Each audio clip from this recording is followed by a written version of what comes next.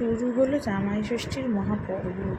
সে মহা আয়োজন। বাবার 41th জামাই ষষ্ঠী রানিং।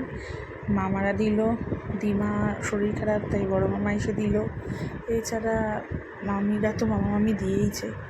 তারপরে শুভজিতের জামাই ষষ্ঠী, তারপর নাতনিকে আশীর্বাদ দেওয়া অথবা ফলমূল খাওয়া, গিফট সব কিছু স্টেপ বাই স্টেপ সকাল থেকে শুরু হলো। এবার মহাভোজ, যা যা ভালোবাসে। মা টিআরপি, পোলাও, মাছের চপ, গন্ধরাজ ভেটকি, পাবদা মাছের ঝাল, চিংড়ি মাছের মালাইকারি, ডিম ভাপা, মাটন কষা, চিকেনও ছিল, আগে হয়ে গেছে। তার সাথে চাটনি, আম দই, এটা আমি বানিয়েছিলাম যদিও, রসগোল্লা, সব কিছু কিছু বাদ নেই।